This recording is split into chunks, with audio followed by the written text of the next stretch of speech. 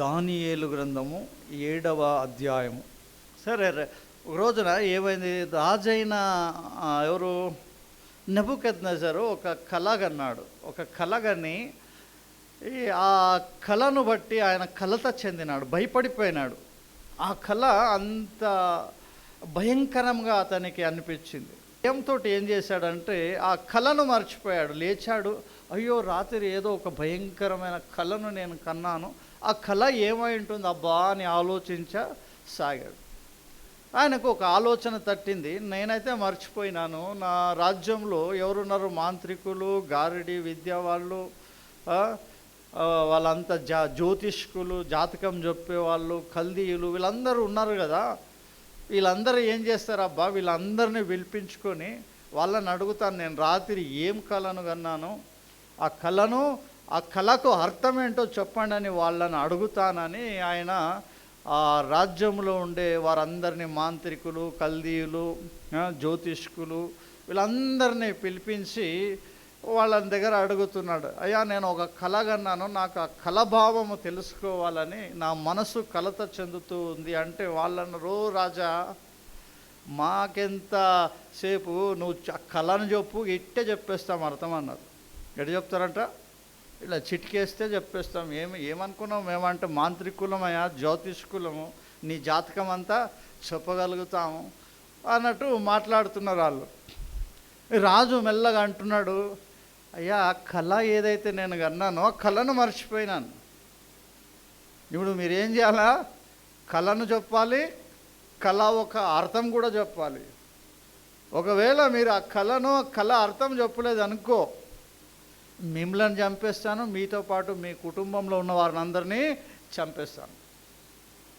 ఒకవేళ చెప్పినారనుకో, మీకు దాన ధర్మాలు, బహుమానములు, నా రాజ్యంలో ఉన్నత స్థానం ఇస్తాను అంటే వాళ్ళు ఏమన్నారు, అయ్యా ఇటువంటిది ఇక్కడే కాదు, ఏ రాజ్యంలో కూడా చెప్పబడదు. ఎందుకంటే ఒక వ్యక్తి కన్న కళను మరొక వ్యక్తి ఎలా చెప్తాడు? అర్థం అంటే ఏదో చెప్పగలం, ఏదో మేనేజ్ చేయగలం, ఇది ఇట్లా అని ఏదో బురుడి కొట్టించగలమే, కానీ ఆ కళను కూడా చెప్పమంటున్నాడు. అలాంటి అయ్యా ఇటువంటిది ఏ రాజ్యంలో జరగదు, ఇటువంటి వాళ్ళు మనుషుల్లో ఉండరు, దేవదూతలు చెప్తే కానీ ఈ కళభావము పరలోకంలో ఉండే దేవదూతలు చెప్పగలుగుతారు, కానీ మా వల్ల కాదు, నువ్వు కళను చెప్పు, కళకు అర్థము మేము చెప్తాము అంటున్నారు. రాజుకు కోపం వచ్చి, అర్థమైపోయి ఇంతకాలం ఏదో నన్ను మోసం చేస్తున్నారు, పబ్లిక్ని అంతటి మోసం చేసి డబ్బు సంపాదించుకొని బాగా బ్రతుకుతున్నారు మీరే, కానీ మీలో ఎటువంటి శక్తి సామర్థ్యమో, ఏ జ్యోతిష్కం చెప్పడానికి, ఏ జాతకము చెప్పడానికి, ఏ భవిష్యత్తు చెప్పడానికి ఎవడికి చేత కాదని రాజుకు అర్థమైపోయింది. అందరినీ చంపేయమన్నాడు. మరి అదే ఆ టీంలోనే మరి దానియేలు, షద్రక్, మెషక్ అనబడిన వాళ్ళు దేవుని బిడ్డలు ఉన్నారు. మంచిగా దేవుని ఒక జ్ఞానంతో నింపబడిన వారు. మరి రాజు ఒక రోజున వాళ్ళందరికీ కాంపిటీషన్ పెడితే అందటిలో వారికంటే 10 అంతలు శ్రేష్ఠులు అని రుజువు చేయబడిన వారు ఎవరు? దానియేలు, షద్రక్, మెషక్, అబేద్నెగో వాళ్ళు. అంతటి జ్ఞానవంతులు వాళ్ళు. కానీ అంతటి జ్ఞానవంతులైన రాజు సమ్ముఖానికి వారిని తీసుకొని రాలేదు. ఎందుకు అంటే వాళ్ళ మీద వాళ్ళందరికీ కొంచెము అసూయ ఉన్నది. వీరెక్కడో ఇజ్రాయేల్ దేశపు వాళ్ళు, యూదులు, మేము కల్దీయులము, మాకు బానిసలు, వీళ్ళు మాకంటే జ్ఞానులు, మాకంటే శ్రేష్ఠులు అంటే వాళ్ళు ఒప్పుకోలేక, దాన్ని ఒప్పుకోలేకపోయారు. అదే రాత్రి వాళ్ళు ఏమనుకున్నారంటే మొట్టమొదటిగా వీళ్ళని చంపేద్దాం. ఎవరిని చంపేద్దాము? దానియేలు, షద్రక్, మెషక్, దేవుని బిడ్డలను, జ్ఞానవంతులను, మరి శ్రేష్ఠులను ఫస్ట్ చంపేద్దాం, ఇదే మంచి మోక. లేకంటే వీళ్ళు భవిష్యత్తులో మనందరిపైన వీళ్ళు అధికారము చేస్తారు, వీళ్ళ కింద మనం ఉండవలసి వస్తుందని ఒక ఈర్ష్యతోటి వారు ఉంటున్నారు. అదే సమయంలో దానియేలుకు తెలుపబడినప్పుడు దానియేలు దేవుని దగ్గర ప్రార్థన చేశాడు. దానియేలు, షద్రక్, మెషక్, అబేద్నెగోలు ప్రార్థన చేసినప్పుడు దేవుడు ఆ కళభావమును దానియేలుకు తెలియపరిచినాడు. ఆ కళ ఏంటో, ఆ కళతో పాటు ఆ కళ ఒక భావము కూడా దేవుడు దానియేలుకు తెలియపరిచి ఉన్నాడు. ఈ ప్రపంచం ఏంటో, ఈ ప్రపంచము భవిష్యత్తు ఏంటో, చివరిలో ఏమి జరగబోతూ ఉందో సమస్తమును కూడా దానియేలుకు దేవుడు బయలుపరిచి ఉన్నాడు. అప్పుడు ఈ దానియేలు రాజు సముఖంలో వెళ్ళి, అయ్యా ఆ కళ భావాన్ని నేను చెప్తాను, దయచేసి మీరు ఎవరిని చంపకండి అన్నప్పుడు, నీకు చేతనవుతుందా అంటే దానియేలు చక్కటి మాట అన్నాడు. అయ్యా ఈ కళ భావమును చెప్పడానికి ఈ భూమి మీద ఏ మనుష్యుడుకి చేత కాదు, ఏ మనుష్యుడు జ్ఞానవంతుడు కాదు. నేను జ్ఞానవంతుడనని ఈ కళ భావమును నీకు చెప్పడం లేదు. పరలోకమందున్న దేవుడు ఈ కళ భావమును, ఈ ప్రపంచానికి ఎటువంటి భవిష్యత్తు ఉంటుందో, ఈ ప్రపంచం ఏమైపోతుందో అది మీరు తెలుసుకోవాలని దేవుడు నాకు తెలియపరిచాడని చక్కగా దేవుడిని స్తుతించి కళ భావమును చెప్పడము మొదలుపెట్టాడు. ఆ కళలో 2వ అధ్యాయంలో ఏం చూస్తున్నామంటే, ఒక బ్రహ్మాండమైన విగ్రహము ఎవరికి కనపడిందంటే, రాజైన నెబుకద్నెజర్ రాత్రి ఆయన పండుకున్నప్పుడు ఆయన కలలో ఒక బ్రహ్మాండమైన విగ్రహము కనపడింది. ఆ విగ్రహము భూమికి ఆకాశానికి అంటున్నంతటి పెద్ద విగ్రహము. దానికి ఒక మెరుపు ఉన్నదన్నట్టు. ఆ విగ్రహంలో ఏముందంటే ఒక మెరుపుతోటి ఆ విగ్రహము భయంకరంగా కనపడుతూ ఉంది. ఆ విగ్రహం ఏదంటే మనం చూసేది, ఆ విగ్రహం మీదే ఒక వ్యక్తి నిలబడి ఉన్నాడే, ఆ విగ్రహము అతనికి కనపడింది. ఆ విగ్రహంలో అతడు ఏం చూశాడంటే, దాని తల వచ్చి బంగారు శిరస్సు, దాని ఒక భుజములోంచి వెండివి చేయబడిన 2 భుజములు కడుపు దాకొచ్చి ఏముంది, వెండితో చేయబడినవి. దాని తర్వాత కడుపును తొడల వరకు ఇత్తడితో చేయబడి ఉంది. దాని తర్వాత మనం చూస్తే దాని యొక్క మోకాళ్ళు ఇనుముతో చేయబడినట్టుగా ఆ కళలో కనపడుతూ ఉంది. ఆ మోకాళ్ళ కింద మనం ఏం చూస్తున్నామంటే, కొంతము మట్టి కొంతము ఇనుము కలిసి ఉన్నట్టుగా ఆ కళలో ఉంది. దానికి వచ్చి పాదములో ఒక 10 వేళ్ళు కూడా అతడు చూడగలిగి ఉన్నాడు. ఆ తర్వాత ఏం జరిగిందంటే, ఒక చిన్న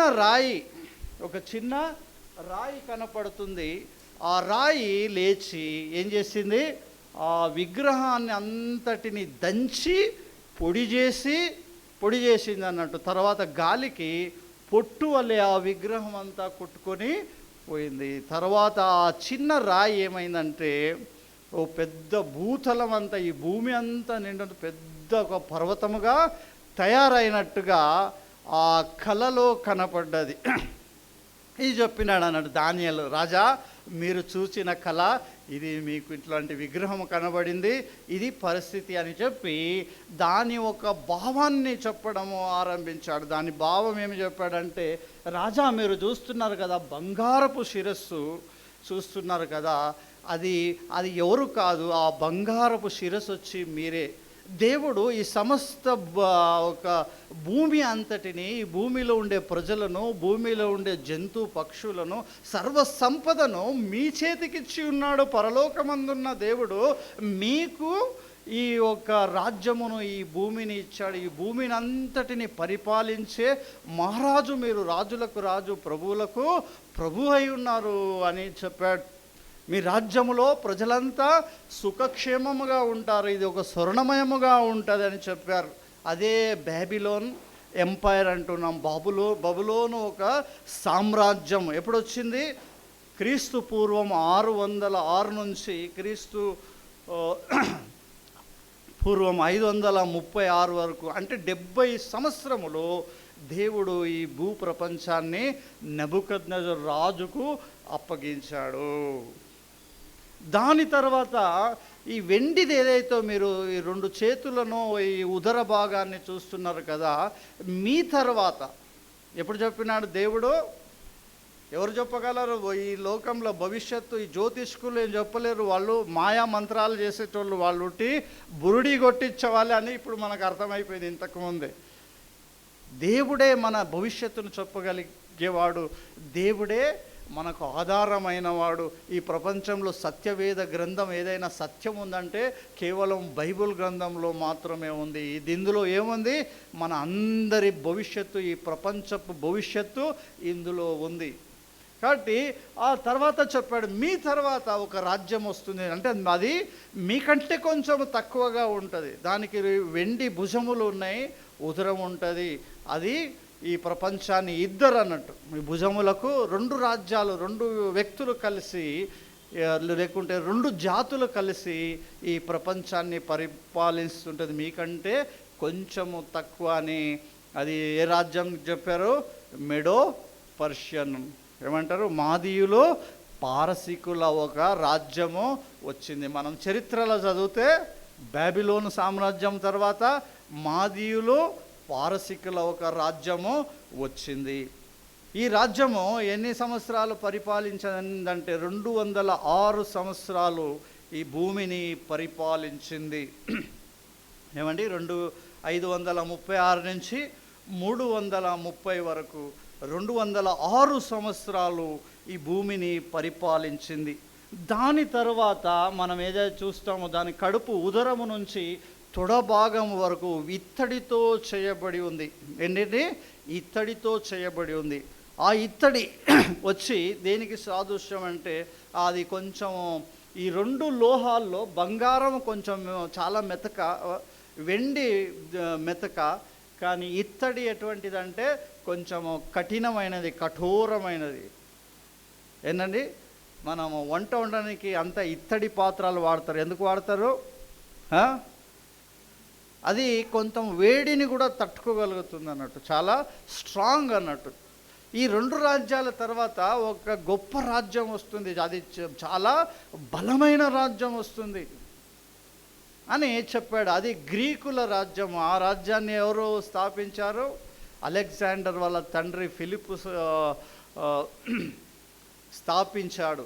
వారిని ఈ ఒక మాదీయులు పారసీకులను ఓడించి ఆ ఒక మాదీయుల పారసీకుల సామ్రాజ్యాన్ని వాళ్ళు పరిపాలించినారు. గ్రీకు అలెగ్జాండర్ రాజు 23వ సంవత్సరం నుంచి తను బతికింది 30 సంవత్సరాలే. 7 సంవత్సరముల లోపట ఈ భూమిని అంతటినీ గెలిచాడు. ఈ భూమిని అంతటినీ స్వాధీనము చేసుకున్న గ్రీకు వీరుడు అలెగ్జాండర్.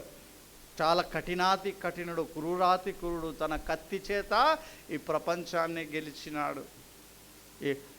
30 ఏట అతడు చనిపోయినట్టుగా మనకు చరిత్ర తెలుపుతుంది. ఇవన్నీ జరగక మునిపే దేవుడు బైబిల్ గ్రంథంలో, యూదుల ఒక పరిశుద్ధ గ్రంథంలో తెలిపి ఉన్నాడు. ప్రపంచాన్ని గ్రీకు సామ్రాజ్యం వస్తుంది.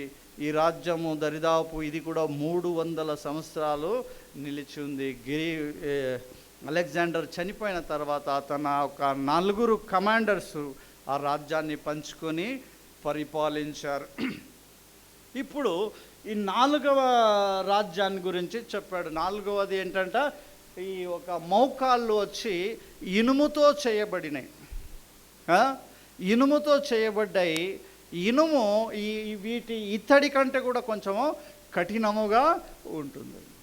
ఏమండి, ఇనుముతో ఏం చేస్తారు? సుత్తెలు చేయబడతారు. ఎటువంటి బిల్డింగ్ను పగలగొట్టాలా, ఏ రాళ్ళను పగలగొట్టాలా, దేన్ని తుత్తు నీళ్ళగా చేయాలన్నా కానీ ఇనుముతో సుత్తె చేయబడుతుంది. ఆ సుత్తెతో కొడితే ఇక అంతే, మీ తల మీద తీసుకుని సుత్తెని తీసుకుని ఒకసారి కొట్టుకొని చూడండి ఎట్టుంటుంది. ఆ సుత్తె చాలా కఠినము, చాలా క్రూరత్వానికి సాదృశ్యం. ఇనుము చాలా గట్టితనము ఉంటుంది.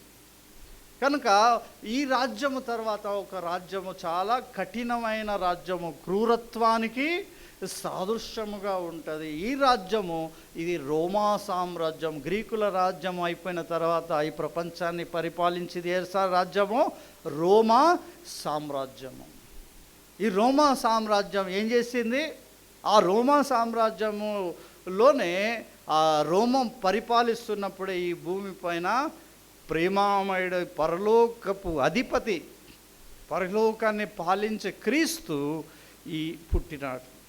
ఆయన పుట్టి అందరికీ ప్రేమ వార్తను చెప్తూ, ఆయన ఆకలి లేని వారికి అన్నము పెడుతూ, గుడ్డి వారికి, కుంటి వారికి కళ్ళు ఇస్తూ, అందరినీ అనారోగ్యంగా ఉండే వారిని స్వస్థపరచుచు మీ పాపములను మాని దేవుని వైపు తిరగండి, పరలోకపు రాజ్యపు సమీపించింది, మీరు దేవుని నమ్మండి, మీ పాపపు పనులు వదలండి అని సువార్త ప్రకటిస్తూ అందరికీ మేలు చేస్తూ తిరుగుతుంటే అటువంటి ప్రేమామయుడైన యేసుక్రీస్తుని వారు పట్టుకొని సిలువ వేసి చంపిన ఒక క్రూరాతి క్రూరులు ఈ రోమీయులు.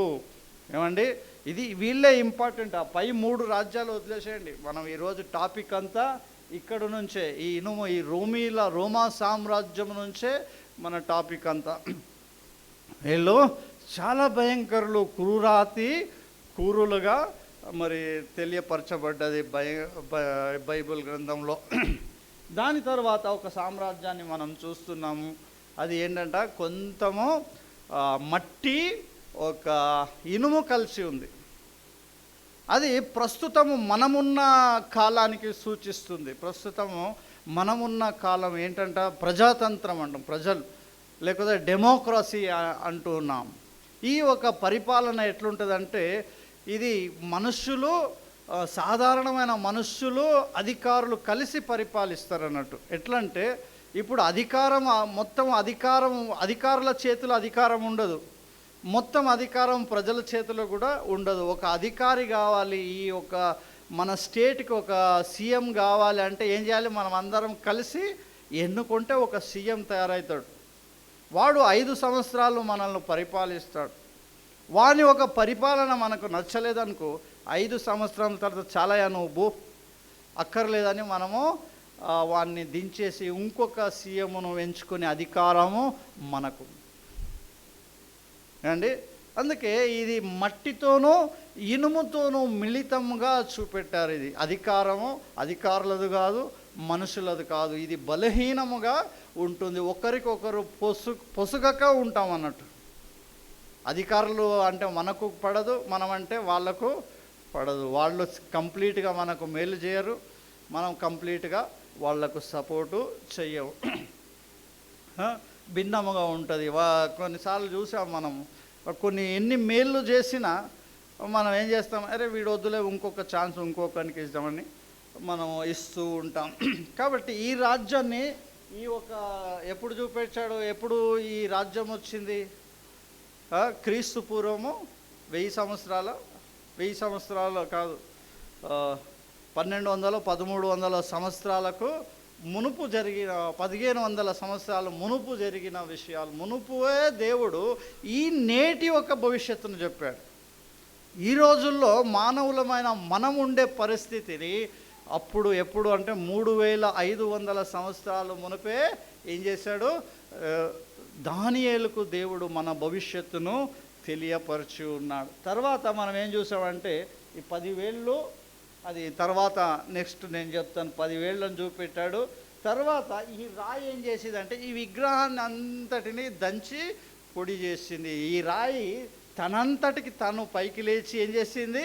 ఈ విగ్రహాన్ని దంచి పొడి చేసి ధూళిగా మార్చేసింది. ఈ రాయి చేతి సహాయము లేకుండా తీయబడిన రాయి అని బైబిల్ గ్రంథంలో రాయబడింది. ఈ రాయి ఎవరు కాదు, మన ప్రభువైన యేసుక్రీస్తుకి సాదృశ్యము. చేతి సహాయము లేకుండా తీయబడిన రాయి అంటే ఆయన పురుషుని ప్రమేయము లేకుండా ఒక కన్యక గర్భవతి అయి ఒక కుమారుని కన్నది.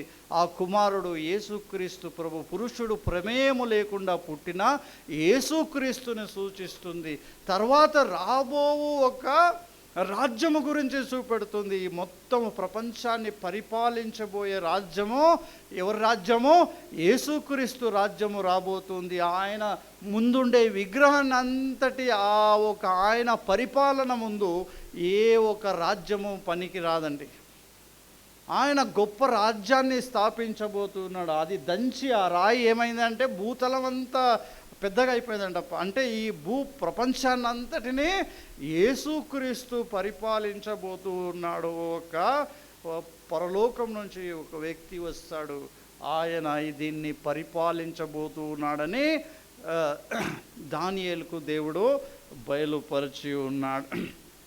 ఇప్పుడు అదే కళ, ఇదే విషయాలు 7వ అధ్యాయంలో కూడా అవే విషయాలు ఉన్నాయి. మళ్ళీ ఇక్కడ ఒక కన్ఫ్యూజన్. అరే దేవుడు ఎందుకు రాసినాడు? ఆల్రెడీ అక్కడ చెప్పాడు, మళ్ళీ ఇక్కడ ఎందుకు రాశాడు అని మనం ఆలోచన చేద్దాం. అక్కడ అక్కడ ఒక విగ్రహం రూపంలో చూపెట్టాడు, ఇక్కడేమో జంతువుల రూపంలో దానియేలుకు చూపెట్టాడు. 8వ వచనం వరకు మనము చదువుకుందాం. నేనే చదవాలనా? ఎవరైనా చదువుతారా? బబులోను రాజగు బెల్షాజర్ యొక్క పరిపాలనలో మొదటి సంవత్సరమున దానియేలునకు దర్శనములు కలిగెను. అతడు తన పడక మీద పరుండి ఒక కల కని ఆ కల సంగతిని సంక్షేపముగా వివరించి రాసెను. దానియేలు వివరించి చెప్పినదేమనగా, రాత్రి యందు దర్శనములు కలిగినప్పుడు నేను తేరిచూచుచుండగా ఆకాశపు నలుదిక్కుల నుండి సముద్రము మీద గాలి విసురుట నాకు కనబడెను.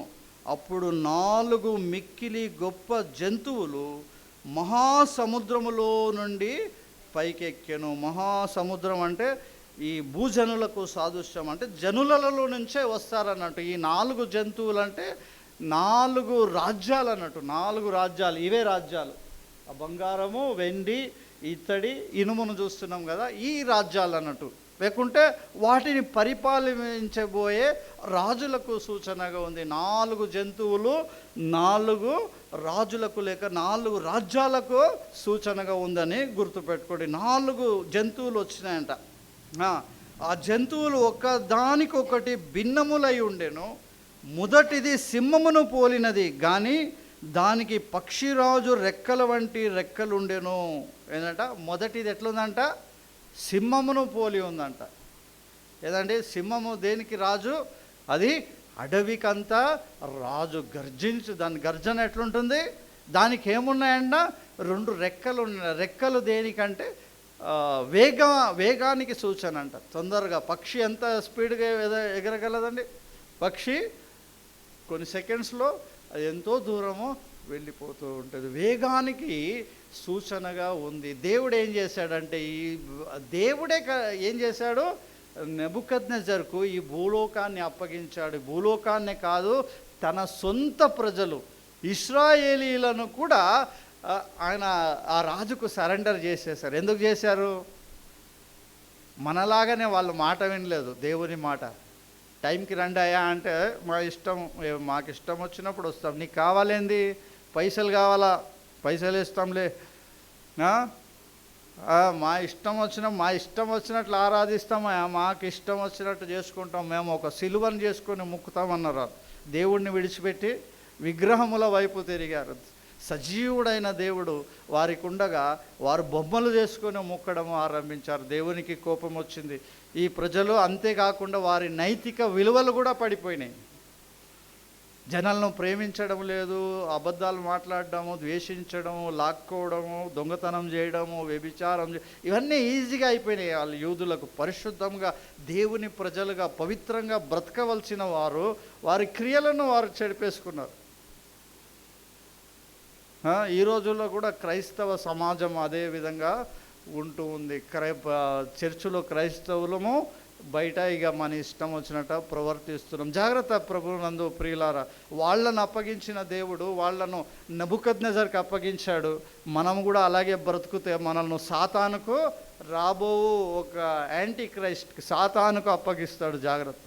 దేవుడే తన ప్రజలను కూడా అప్పగించాడు. కాబట్టి ఇక్కడ తర్వాత విషయం ఏం చేస్తున్నాము?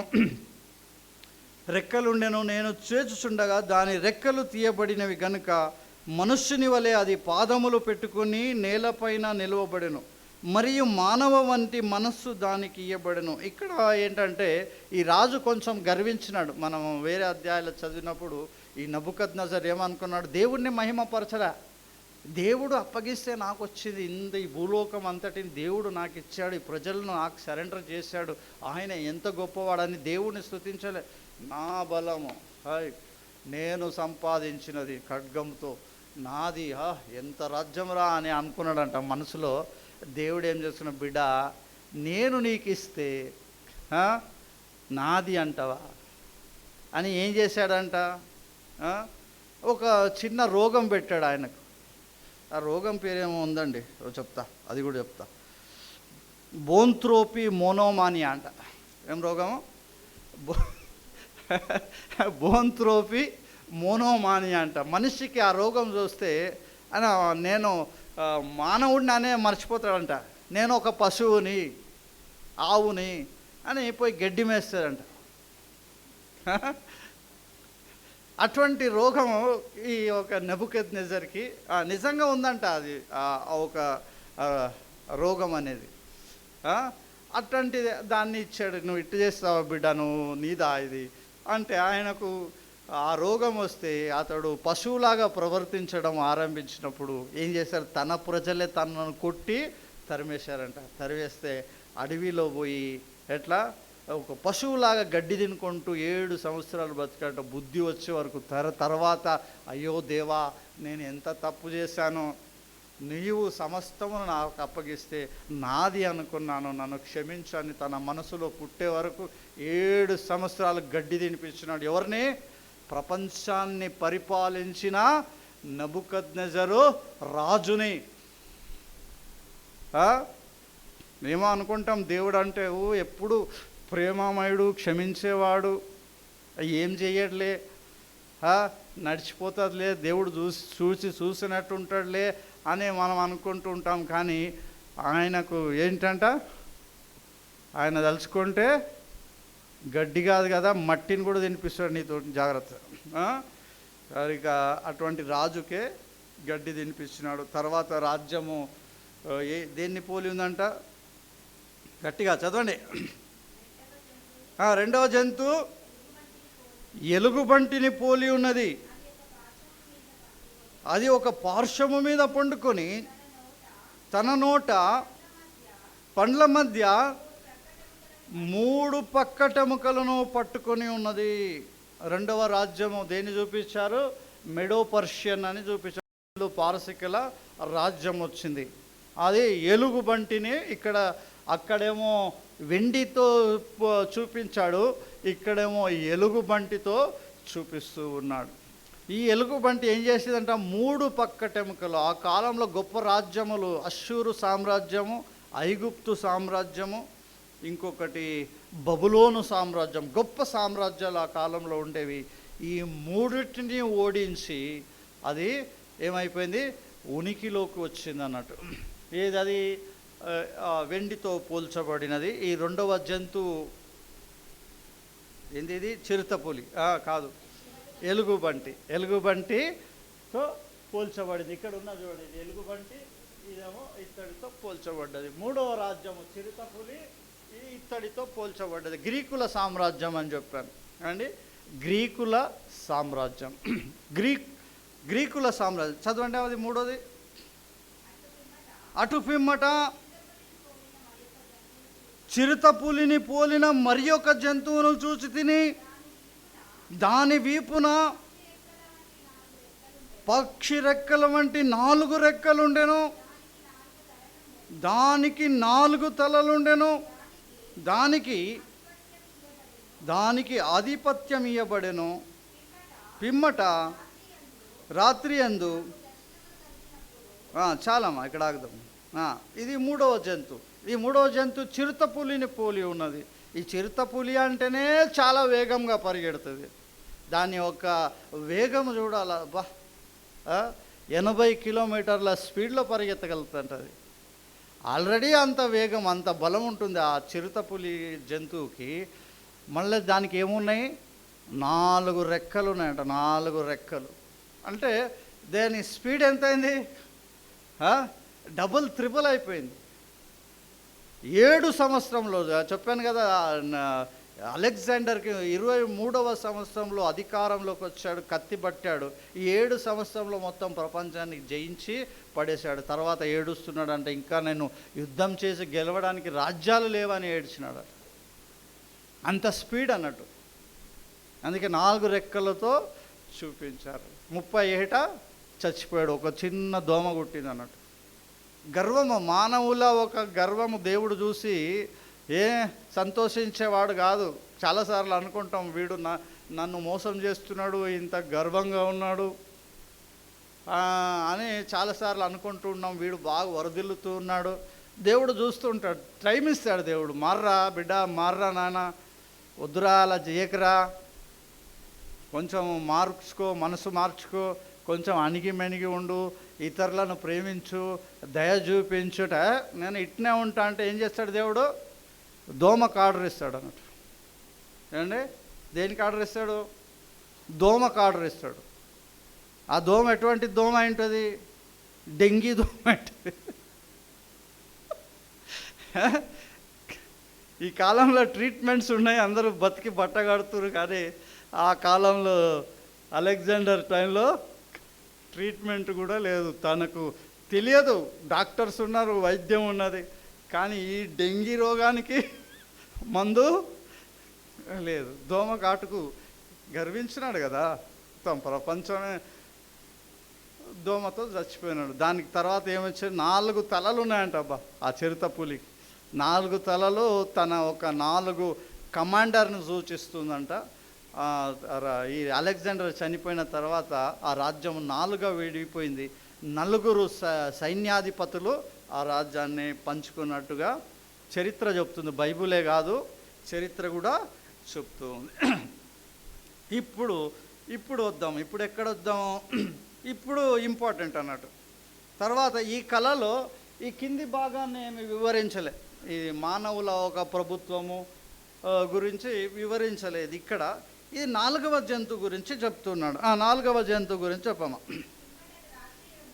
పిమ్మట రాత్రి యందు నాకు దర్శనములు కలిగినప్పుడు నేను చూచుచుండగా ఘోరమును భయంకరమునగు 4వ జంతువు ఒకటి కనబడెను.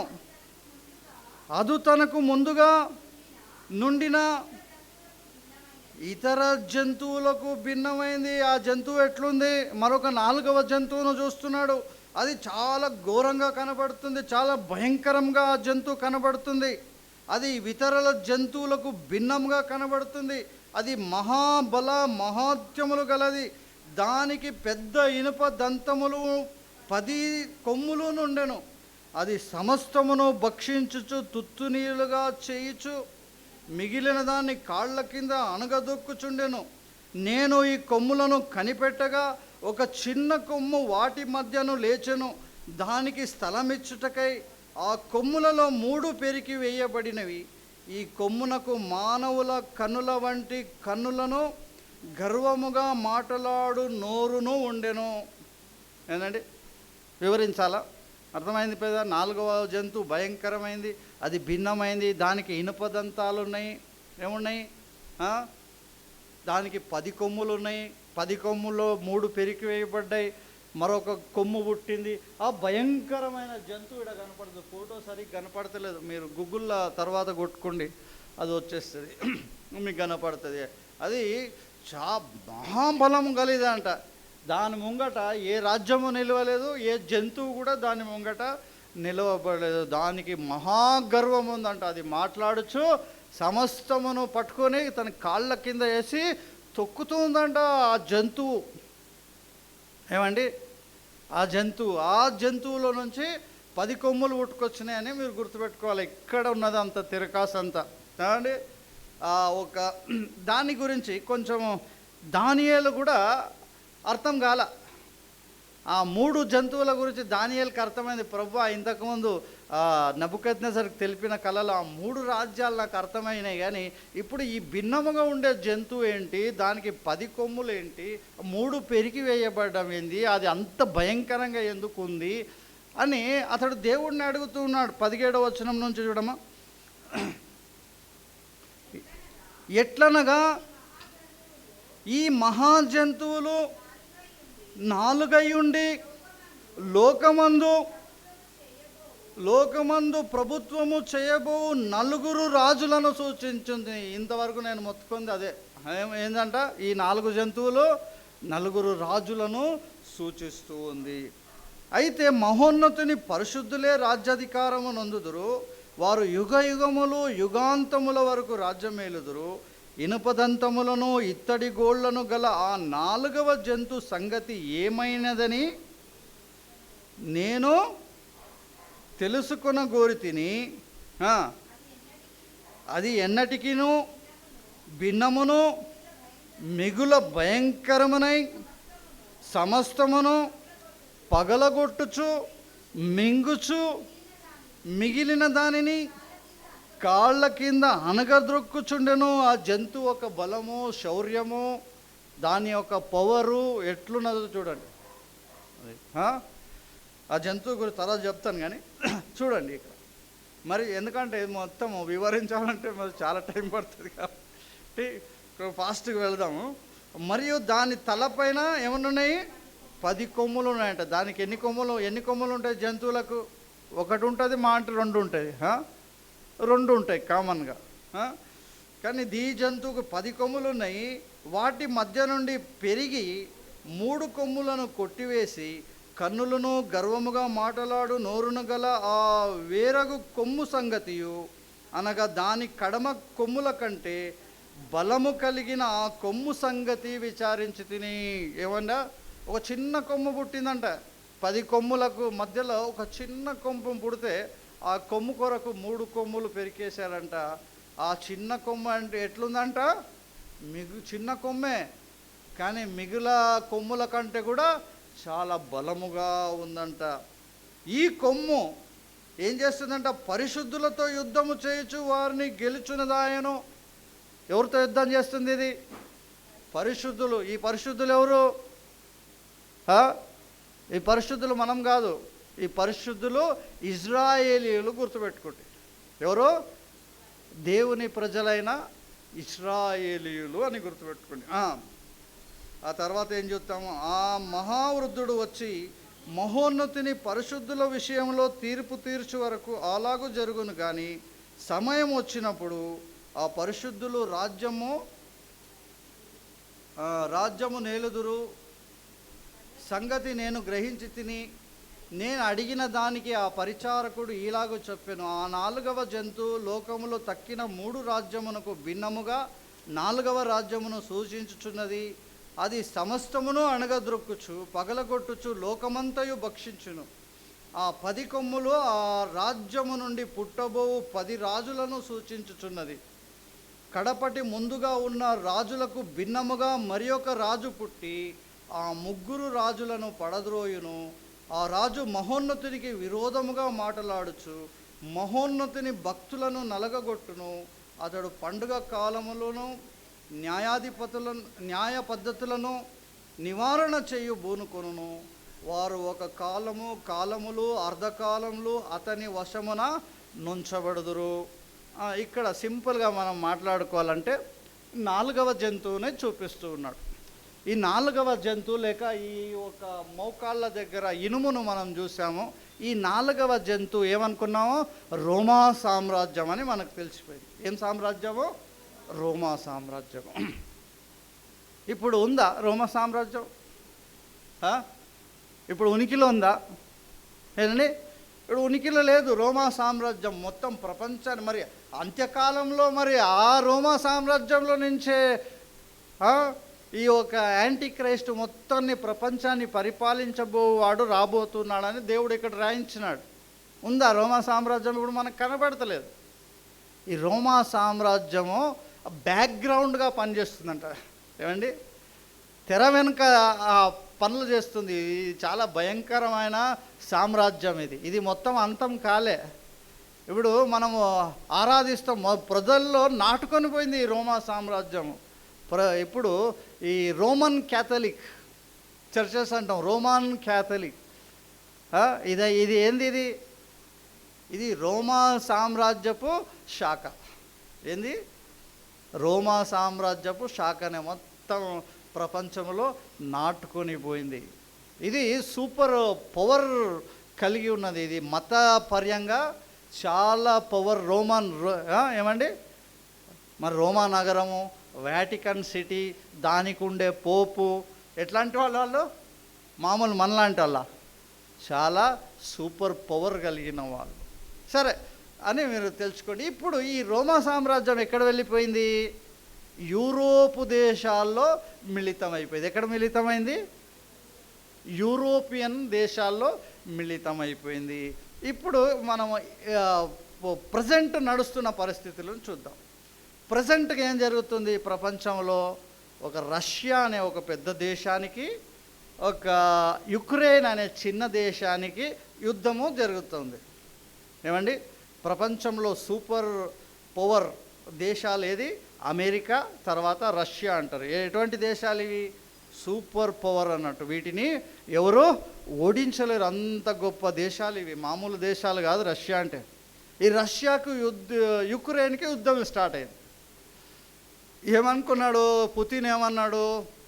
అరే అదెంత దేశం రా భయ్, 36 గంటలు దాన్ని గెలిచి లొంగ తీసుకుంటా నాతో పెట్టుకుంటాడా వాడు అని అనుకున్నాడు. అని యుద్ధం స్టార్ట్ చేసిండు యుక్రెయిన్ మీద. 36 గంటలు పోయే, 3 నెలలు పోయే, ఎంత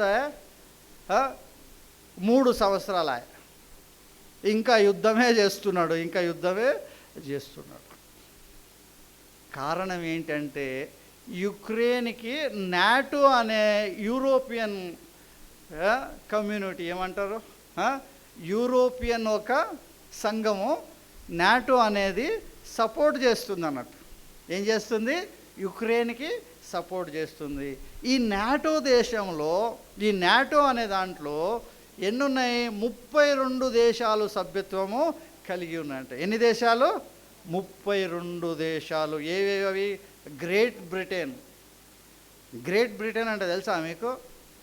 సూర్యుడు అస్తమించని సామ్రాజ్యం అది. సూర్యుడు అస్తమించని సామ్రాజ్యం. ఒకప్పుడు ఇండియాని కూడా 200 సంవత్సరాలు పరిపాలించిన సామ్రాజ్యం అది.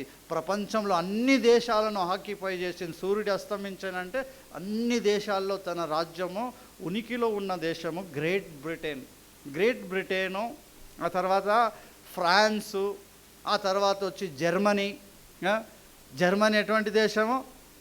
ఈ భూలోకం అంతా మా నాజీయ సిద్ధాంతం ఉండాలి, మేమే ప్రపంచాన్ని పరిపాలించాలని హిట్లరు ఎంతో దౌర్జన్యము చేస్తున్నాడు, ఎంతోమందిని చంపివేస్తున్నాడు.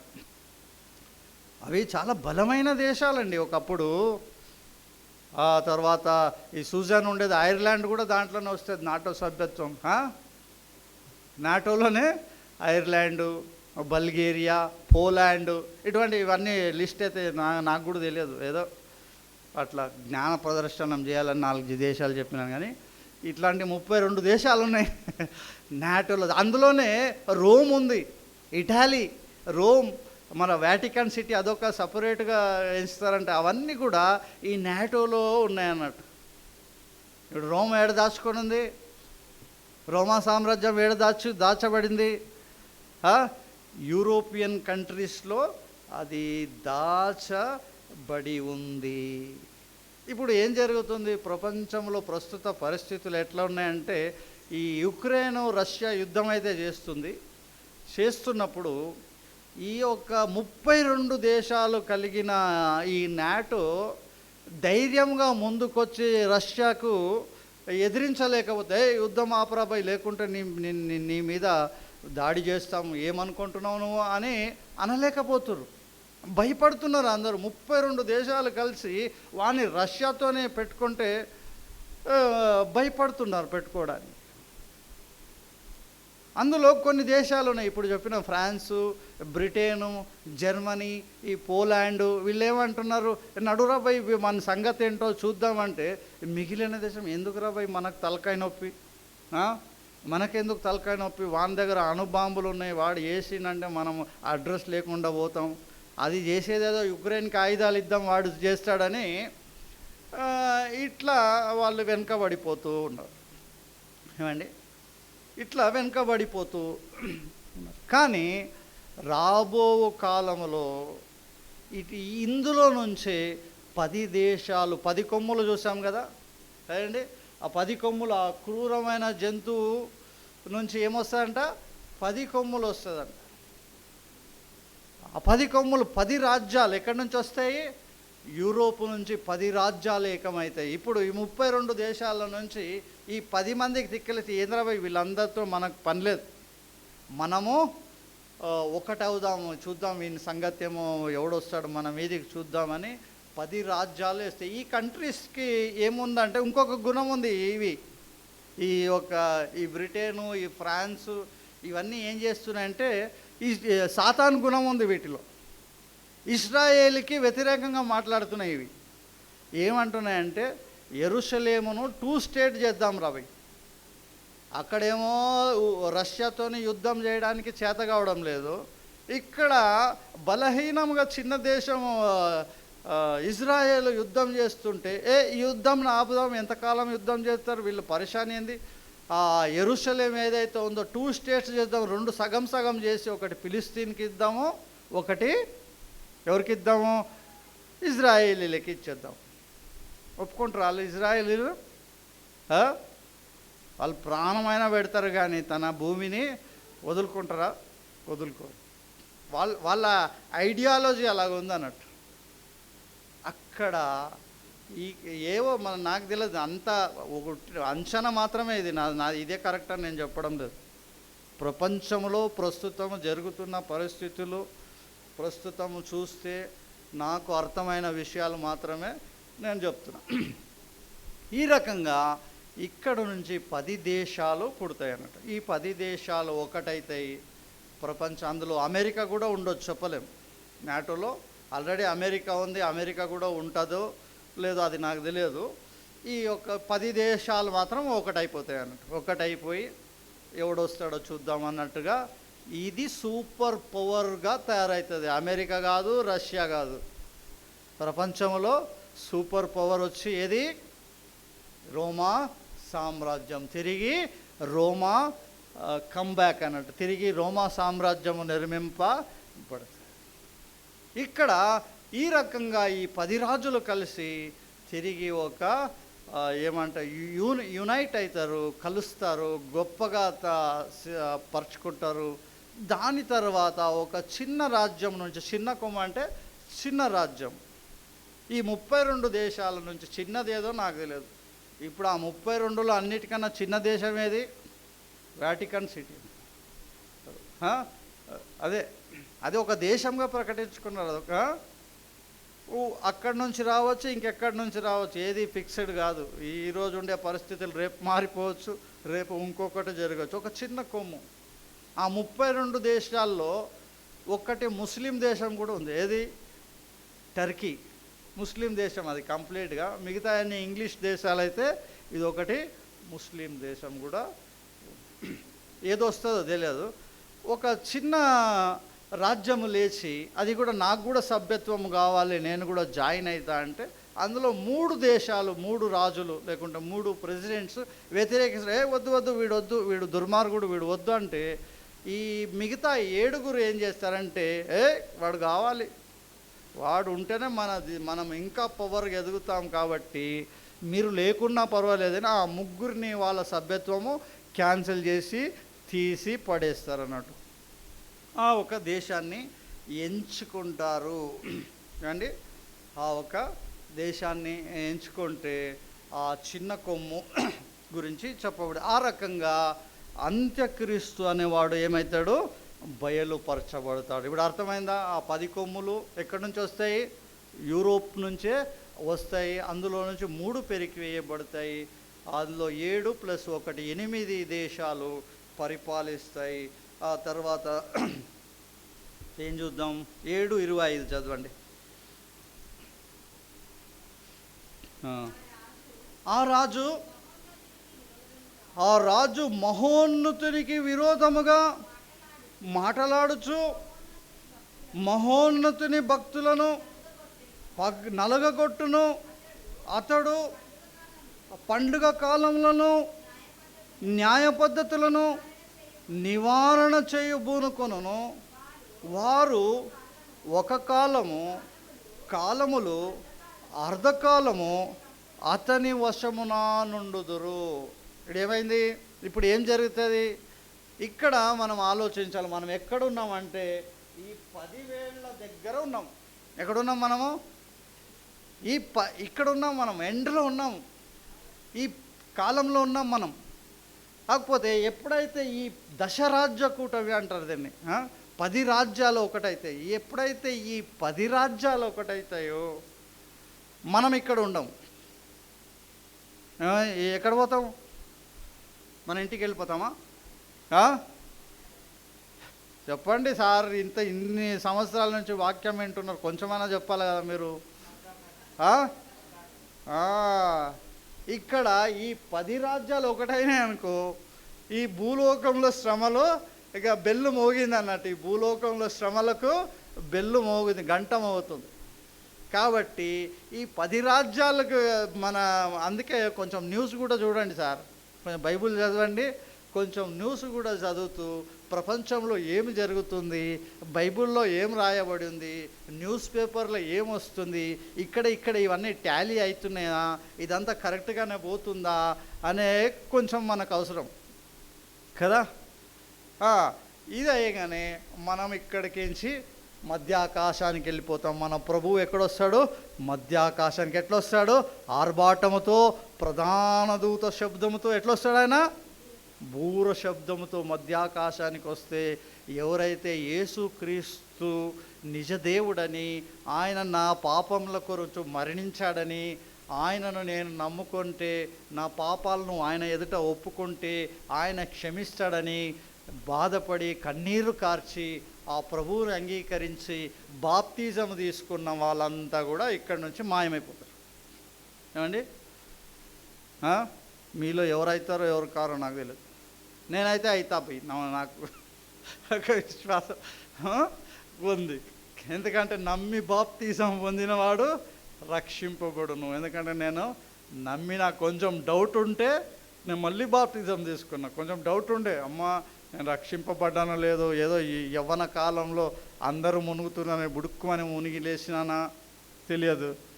అవకాశం వచ్చినప్పుడు ప్రభువా నన్ను క్షమించు, మళ్ళీ బాప్టిజం తీసుకుంటున్నా, నా పాపాలకి మళ్ళీ బాప్టిజం తీసుకొని నా ఒక సీటుని ఎట్లా పోతాం ఆకాశానికి రాకెట్లో పోతాం కదా, ఆ రాకెట్లో సీట్ అనేది బుక్ చేసుకున్నాను.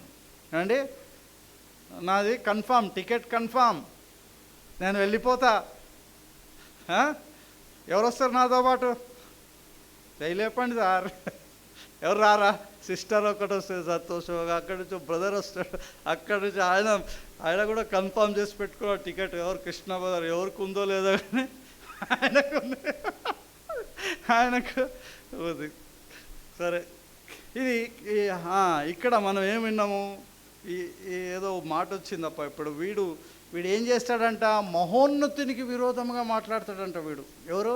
దేనికి?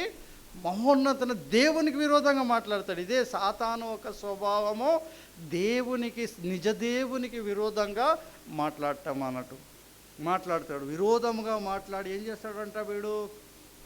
భక్తులను నలగగొట్టును. ఆ కాలంలో భక్తులు ఉండే, భక్తులు మనం కాదు. ఎవరుంటారు? ఇశ్రాయేలీలు ఉంటారు, సంఘం ఉండదు. భక్తులను నలగగొట్టును. తర్వాత అతడు పండుగ కాలంలోను న్యాయ పద్ధతులను విచారణ చేయు బూనుకొనును. వారు ఒక కాలములు అర్ధకాలములు. అంటే ఒక కాలం అంటే 1 సంవత్సరము, కాలములు అంటే 2 సంవత్సరములు, అర్ధకాలం అంటే హాఫ్ ఇయర్, అంటే 3.5 years. ఈ 3.5 years అర్థం చేసుకోనికి ముందు ఈ 7 years అర్థం చేసుకోవాలి. దానియేలు గ్రంథము 2వ అధ్యాయము 27వ వచనము.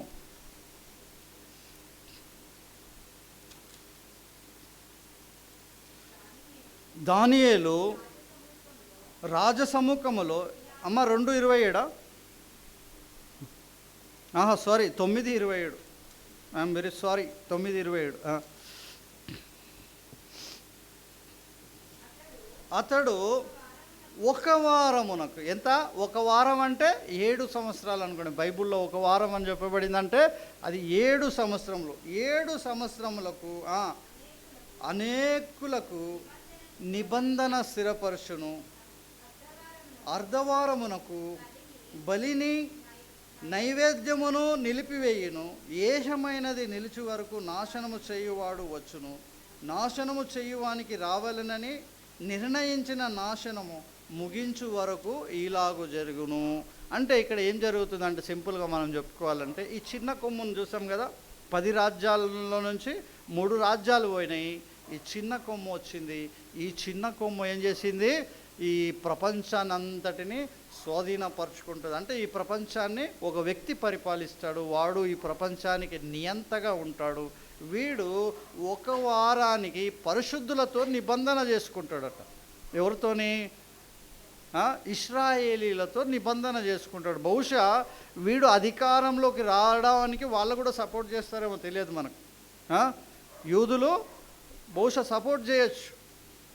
ఎందుకు వాడు వాళ్ళ ఫేవర్లో మాట్లాడుతున్నాడు అంటే బహుశా సపోర్ట్ ఏమైనా చేస్తారేమో వాళ్ళు.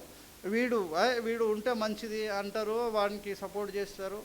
మరి వాడు ఏం చేస్తాడంటే ఇశ్రాయేలీలతో నిబంధన చేసుకుని ఏ మందిరం అయితే, ఎక్కడైతే దేవుని మందిరం ఉందో అక్కడ దాన్ని కూల్చివేసి ఆడ మస్జిద్ కట్టి ఉన్నారో, డోమ్ ఆఫ్ రాక్ అల్ అస్కా మస్జిద్ ఏదైతే ఉందో అక్కడ యెహోవా దేవుని మందిరము కట్టడానికి వాళ్లకు పర్మిషన్ ఇప్పిస్తాడు. ఫస్ట్లో బాగుంటాడు, 3.5 సంవత్సరాలు బాగుంటాడు.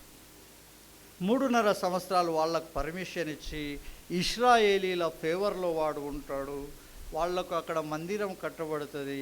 3.5 సంవత్సరం తర్వాత వాని రంగు బయటపడుతుంది. ఏమండి? వాని రంగు బయటపడుతుంది. వాడు ఏం చేస్తాడు? ఆ మందిరంలో ఏం ఆపుతాడంట? ఇశ్రాయేలీలకు ఏం పద్ధతులు ఉన్నాయి? బలి అర్పిస్తారు వాళ్ళు, దేవునికి నైవేద్యం అర్పిస్తారు వాళ్ళు. ఈ హిందూ పూజలన్నీ వచ్చినాయి కదా, ఇక్కడి నుంచి వచ్చినాయి, బైబిల్ నుంచే కాపీ కొట్టినవే, వాళ్ళకు తెలియదు ఇవన్నీ ఎక్కడి నుంచి వచ్చినాయి, ఇక్కడి నుంచి వచ్చినాయి అంట. బలి అర్పిస్తారు. ఆ తర్వాత అన్న బలి అని ఉంటుంది, ఆహారం లోపల తీసుకొని వెళుతారు, నైవేద్యం పెడతారు దేవునికి, ధూపం అర్పిస్తారు, సాంబ్రాణి వేస్తారు కదా, పొగ, ఇంపైన సువాసన, ఇవన్నీ ఎక్కడికించి వచ్చినాయి? ఇక్కడి నుంచే వచ్చినాయి. సాతానుడు ఇక్కడికించి తీసుకుని వెళ్ళి అన్నిల్లో పెట్టేసిన ఆచారం మనం వదిలేసినాం, కానీ వాళ్ళు పట్టుకొని ఉన్నారు. ఇవన్నీ కూడా ఇశ్రాయేలీలు చేస్తున్నప్పుడు వాటిని అన్నిటినీ ఆపేస్తాడు. నో బలి, నో ఆరాధన, నో నైవేద్యం, నో నథింగ్. ఏదైతే మందిరంలో దేవుడు ఉన్నాడో తీసేయండి. ఎవరిని? ఆడిపోయి కూర్చుంటాడన్న ఒక మనిషి పోయి ఆ మందిరంలో చేరేసుకొని కూర్చొని I am the god, worship me అంటాడు. అంతే, నన్ను ఆరాధించండి, నేనే మీకు దేవుడను. లేకపోతే అప్పుడు ఏం తయారైంది? ఈ ఒక సామ్రాజ్యము సూపర్ పవర్గా తయారవుతుందని చెప్పాను కదా. సూపర్ పవర్, మొత్తం ప్రపంచంలో ఉండే ఈ కమ్యూనికేషన్ సిస్టము, ఇంకేమంటారు, ఈ టెక్నాలజీ అంతటిపైన ఆధిపత్యం ఉంటుంది వాడికి. అంత బ్రిలియంట్ వాడు ఎటువంటి వాడంట? దానియేలు కంటే కూడా ఎక్కువ జ్ఞానమును, ఇంకా సౌందర్యము, వానికి మించిన సౌందర్యవంతుడు ఎవడు లేడట. వాడు దానియేలుకు మించిన జ్ఞానం కలవాడు వాడు ఎక్కడ సంచరించుచుండే? ఆటమ్స్ ఏంటి? ఆటమ్స్ అగ్ని మధ్యలో, అగ్ని పర్వతాల మధ్య సంచరించుచుండువాడంట. వాడు అంత గొప్పవాడు. వాడు వచ్చి నన్ను ఆరాధించుమని ప్రెషర్ పెడతాడు అన్నట్టు. అప్పుడు వీళ్ళకేమో అలవాటు లేదు, ఇశ్రాయేలీలకు విగ్రహారాధన చేసే అలవాటు లేదు. ఏమండి? వాళ్ళు ఎప్పుడో మానేస్తున్నారు. విగ్రహము దేవునికి ద్వేషం పుట్టించేది. దేవుడు ఏమంటాడు? నేను సత్యవంతుడను, ఆకాశమును భూమిని సర్వసృష్టిని సృజించిన వాడిని, నన్ను మీరు సృష్టిస్తారా? ఒక రాయిని తీసుకొని చెక్కి ఇది దేవుడు అంటారా? సృష్టిని ఆరాధిస్తారా? ఎంత మూర్ఖత్వము! నాకు వచ్చే మహిమను ఒక మట్టికి ఇస్తారా, ఒక రాయికి ఇస్తారా అని దేవుడు చాలా కోపపడేవాడు. కాబట్టి మనుషులను, విగ్రహాలను ఆరాధించడానికి వాళ్ళు ఒప్పుకున్నప్పుడు ఏం చేస్తాడు వాడు? వాళ్ళను హింసించడము ప్రారంభిస్తాడు. అలాగా 3.5 సంవత్సరాల తర్వాత ఏం చేస్తాడు వాడు? ఇవన్నీ నిలిపేస్తాడు. నైవేద్యము, బలిని అన్నీ నిలిపేసి 3.5 సంవత్సరాలు వారికి ఘోరమైన హింస వాళ్ళ మీద కలుగజేస్తాడు. ఆ రకంగా ఏమండి, ఇజ్రాయేలీల మీద శ్రమలు వస్తుంది.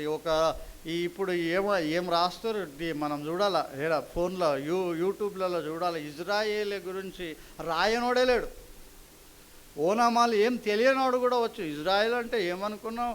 ఆ దేశం అంటే ఏమనుకున్నావు, దాని పవర్ ఏంది, దాన్ని ఆ భీము తయారు చేసుకున్నాడు, ఐరన్ భీము, ఆ ఐరన్ డోమ్ తయారు చేసుకున్నాడు, ఏం రకరకాలుగా రాస్తున్నాడుగా. ఇజ్రాయెల్ని గెలిచే మనగాడ లేదని రాస్తున్నాడు. కానీ ఆ టైంలో ఇజ్రాయేలీలు దిక్కుతోచని పరిస్థితికి వెళ్ళిపోతుంది. ఏం చేస్తాడు, మొత్తం ప్రపంచాన్ని నియంత ఆ ప్రజలకే రక్షణ లేకుండా పోతుంది. వాళ్ళు పారిపోతారు ఇజ్రాయేల్ దేశాన్ని వదిలి. అది ఏం మౌంట్, అది హోలీవా, మౌంట్ ఆఫ్ హోలీవ్ ఏమో. అక్కడ పోయి ఇరిగిపోతారు. ముందు ఏమొచ్చింది, ఇది యాక్చువల్లీ నా సబ్జెక్ట్లో లేదు, ఇది కొంచెం చెప్పి ముగించేస్తారు, ఇది ఎండింగ్. అక్కడి నుంచి సాతాను నుంచి ఈ ఆర్మీస్ ఏంటంటే రష్యా, ఇరాను, ఇవన్నీ కూడా ఏకధాటిగా ఇజ్రాయెల్ మీద అటాక్ చేయబోతుంటాయి. అప్పుడు రష్యా, ఇరాను, ఈ టర్కీ, ఈ దేశాలన్నీ కూడా ఇజ్రాయేలీల మీద సైన్యము, మహాసైన్యం వచ్చి ఆ ప్రజల మీద విరుచుకుపడినప్పుడు దిక్కుతోచని పరిస్థితిలో వాళ్ళు పారిపోతూ ఉంటే ముందు సముద్రము, వెనుక ఎవరు వచ్చారు, శత్రువులు ఉంది, వెనుక ఫరో సైన్యం ఉంది. అటువంటి టైంలో దేవుడు ఏం చేశాడు, ఆ సముద్రాన్ని చీల్చి తన ప్రజలను ఆ సముద్రం నుంచి బయటికి తీసుకొచ్చాడు. ఏ శత్రువు అయితే వీళ్ళను తరుముతున్నాడో ఆ శత్రువులను అదే సముద్రంలో దేవుడు సమాధి చేసినాడు. ఏమండి, ఇజ్రాయేలు రక్షింపబడ్డారు. ఈ సాతానుడు, ఈ ఫరో తన సైన్యము నీటిలో మునిగిపోయి చచ్చిపోయింది. ఇప్పుడు ఇశ్రాయేలు అంత్యదినంలో ఏమొస్తుంది, ఒక పర్వతము దగ్గర పోయి వాళ్ళు ఏమమ్మా తర్వాత పాడతాము. అక్కడ ఆ పర్వతం అడ్డొస్తుంది, వెనక సైన్యం ఉంటుంది. ఈసారి సముద్రాన్ని కాదు, దేవుడు ఆ పర్వతం మీద అడుగు పెట్టబోతున్నాడు. ఆయన మధ్యాకాశంలో ఎవరున్నాం ఇప్పుడు, మధ్యాకాశంలో యేసు ప్రభు పరిపాలనలో 7 సంవత్సరాలు మనం అక్కడ ఉంటాము. ఆ 7 సంవత్సరాల తర్వాత ప్రభువుతో పాటు తిరిగి భూలోకానికి వస్తుంది సంఘము. ఆ వస్తూ ఆయన ఇక్కడ ఆ పర్వతం మీద, నాకు కరెక్ట్గా తెలియదు, మర్చిపోయిన ఓలీ మౌంట్ ఆఫ్ ఓలివ్ అనుకుంటా. ఆ పర్వతం మీద కాలు పెట్టినప్పుడు ఆ పర్వతం చీలిపోతుంది. ఇశ్రాయేలీల ప్రజలు ఆ పర్వతము దాటుతారు. ఆ సైన్యము ఆయన నోటి నుంచి అగ్ని ద్వారా కాలిపోతుంది అన్నట్టు. అంత పవర్ ఉన్నది. యేసు ప్రభు అంటే ఏం చూసాము, ఆయన ప్రేమామయుడు, నోట రానివాడు, ఎవరిని దూషించలేదు, ఎవరిని కొట్టలేదు, ఎవరిని తిట్టలేదు. ఆయన గొర్రె వలె మౌనం వాయించాడు, కొరడా దెబ్బలు తిన్నాడు, చేతులకు మేకులు కొట్టినా గమ్మనున్నాడు. ఆయనను దూషించుచున్న ప్రభువా వీరు ఏం చేస్తున్నారో క్షమించమన్నాడు. అబ్బా ఎంత మంచి దేవుడు, మంచి దేవుడే ఆయన. అది మన రక్షణ కొరకు అంతగా పడ్డాడు. కానీ ఇప్పుడు యూదా గోత్రపు సింహములాగా వస్తున్నాడు. ఎట్లా ఉంది సింహపు గర్జన అంట, 10 కిలోమీటర్ల దూరం వినబడుతుంది అంట. ఇక్కడ సింహము ఏమంటారు, అది సింహము సింహము గర్జిస్తే సికింద్రాబాద్ స్టేషన్లో వినపడుతుంది అంట మనకు. అది ఎప్పుడైతే వేటాడాలనో అది వచ్చినాక ఏం చేస్తుందంట, ఫస్ట్ గర్జిస్తుందంట సింహం. గర్జిస్తే అన్ని జంతువులు రెస్ట్ తీసుకుంటూ ఉంటాయంట. తన రూమ్లో వెళ్ళి, రూమ్ అంటున్నాం వాటికి ఉండే స్థలంలో రెస్ట్ తీసుకుంటుంటే ఆ గర్జనకు అమ్మో సింహం వచ్చిందిరా అని భయపడి బయటికి పరిగెత్తుకుని వస్తాయంట. సింహం ముందుకు అవే వస్తాయి అన్నట్టు భయపడుకుంటా. అప్పుడు అది ఏదో ఒక జంతువును పట్టుకొని తింటాం. అంత గర్జించు సింహము వలె యేసు ప్రభు తన నోటి ఊపిరి చేత, అగ్ని చేత శత్రువులను సంహరించబోతున్నాడు మన యేసు ప్రభువు. కనుక ఈ రకంగా ఆ క్రూరమైన జంతువు ఒక మర్మము ఉన్నది. కాబట్టి ప్రభునందు ప్రేమలో ఇంకొక 2 వచనాలు మీకు చూపెట్టి, ఇది ఇక్కడ మీరు జాగ్రత్త పడండి ప్లీజ్. ఏదంటే అది దానియేలు గ్రంథము 2వ అధ్యాయము 44 వచనం ఒకసారి చదవమ్మా.